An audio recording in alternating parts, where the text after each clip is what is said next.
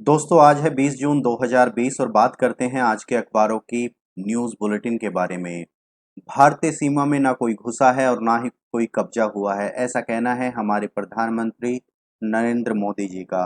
मैं आप लोग को बता दूं कि कल ही शुक्रवार के दिन सर्वदलीय बैठक बुलाई गई थी, जिसमें प्रधानमंत्री जी ने स्पष्ट किया है कि भारतीय सीमा में कोई घुसपैठ नहीं हुई है और ना ही किसी चेक पोस्ट को कब्जे में लिया गया है।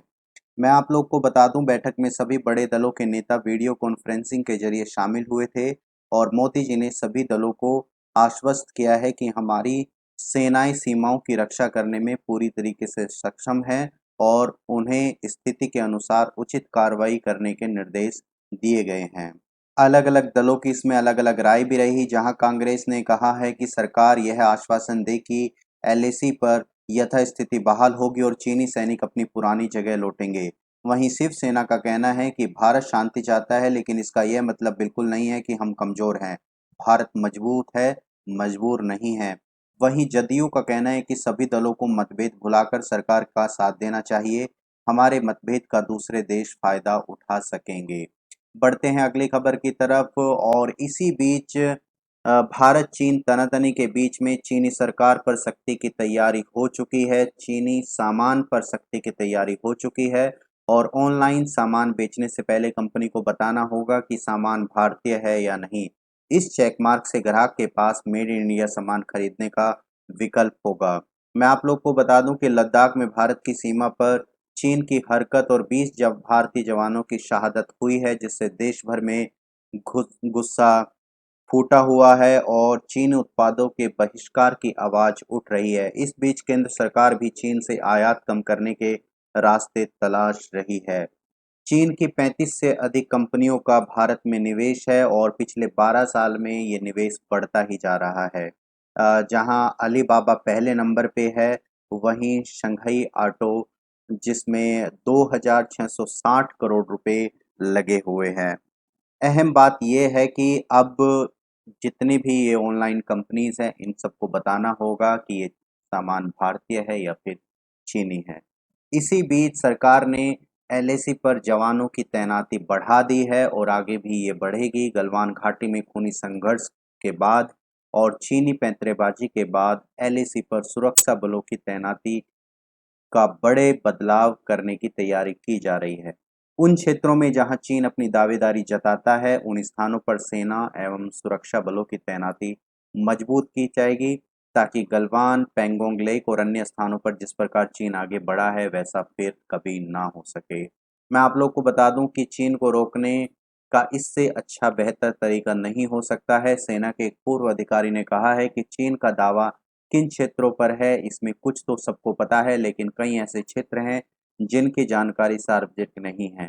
यही स्थिति भारत के दावों को लेकर भी है, लेकिन दोनों देश ये जानते हैं कि उनके दावे क्या हैं। इसकी ये वजह यह है कि 2003 में एक समझौता हुआ था, जिसमें सैन्य अफसरों ने अपने नक्शे को आदान-प्रदान किया था, लेकिन इस पर बात आगे नहीं बढ़ सकी और उसी का फायदा अब चीन उठा रहा है।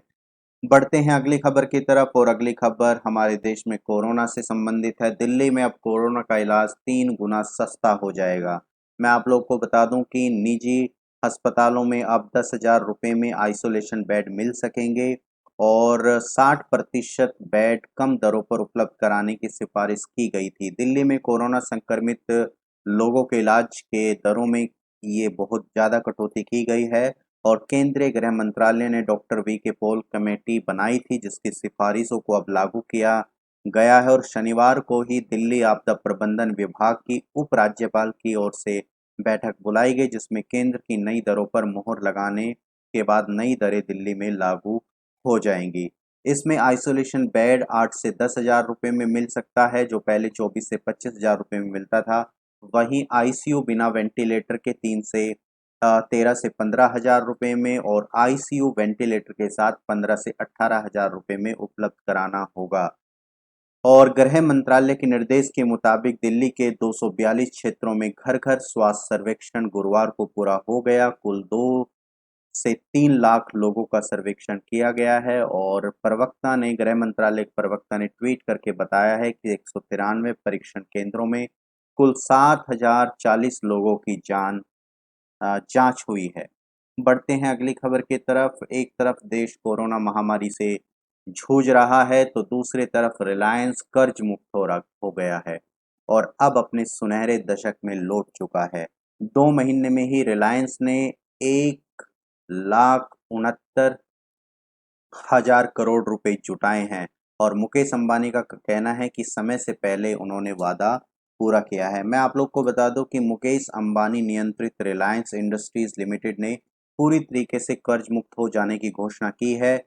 कंपनी ने सिर्फ 2 महीने के भीतर ही लगभग 1,70,000 करोड़ रुपए जुटाकर अपनी तरीके का एक नया रिकॉर्ड बनाया है, जिसमें लगभग 1,15,000 करोड़ रुपए उसकी सबसे नई और डिजिटल कंपनी रिलायंस जियो प्लेटफॉर्म में दुनिया भर के दिग्गज निवेशकों की तरफ से निवेश में आए हैं। इसके साथ ही रिलायंस द्वारा जुटाई गई रकम का आंकड़ा उसके 1,61,000 करोड़ रुपए के कर्ज से अधिक हो गया है, मतलब अब वो प्रॉफिट में आ गई है। तो ये थी आज की कुछ खबरें। अगर आपको ये पसंद आई हैं तो इसे लाइक करें, शेयर करें और सब्सक्राइब करें। Thank you.